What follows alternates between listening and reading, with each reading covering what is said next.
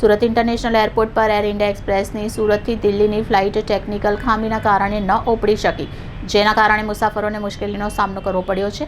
ફ્લાઇટમાં લગભગ 10 કલાકનો વિલંબ થવાથી મુસાફરો અકળાયા ઉઠ્યા હતા અને તેમનો રોષ ફાટી નીકળ્યો હતો। પ્રાપ્ત માહિતી અનુસાર સુરતથી દિલ્હીની ફ્લાઇટ લગભગ 10 કલાક જેટલી લેટ થતાં મુસાફરો અકળાઈ ઉઠ્યા હતા। એરપોર્ટ પર લાંબા સમય સુધી રાહ જોવી પડતા બાળક, વૃદ્ધો અને મહિલાઓને ખાસ મુશ્કેલીનો સામનો કરવો પડ્યો હતો। ફ્લાઇટ રદ થવાની જાણ મોડેથી આપવામાં આવતા મુસાફરોમાં એરલાઇન સામે ભારે નારાજગી જોવા મળી હતી। કેટલાક મુસાફરોએ એરપોર્ટ પર હોબાળો મચાવ્યો હતો અને તાત્કાલિક વૈકલ્પિક વ્યવસ્થા કરવાની માંગ ઉઠાવી હતી। એર ઇન્ડિયા એક્સપ્રેસ તરફથી ટેકનિકલ ખામી હોવાનું કારણ આપવામાં આવ્યું છે, જો કે મુસાફરોને યોગ્ય માહિતી અને સુવિધા ન મળતા એરલાઇનની કામગીરી સામે સવાલ ઊભા થયા છે। ઘટનાને લઈ એરપોર્ટ અધિકારીઓ અને એરલાઇન સ્ટાફ मुसाफिरों समझाने प्रयास कर रहा है। दिल्ली की फ्लाइट यहाँ की रेड सिटी रीशेड्यूल हुई है, तो ये 4 बजे की क्यों नहीं रीशेड्यूल नहीं हुई? वो भी एयर इंडिया एक्सप्रेस ही है ना। और आप जवाब कैसे दे रहे हो? तो उसका कस्टमर यहाँ पे जाएगा तो 4 बजे कैसे पहुँचेगा?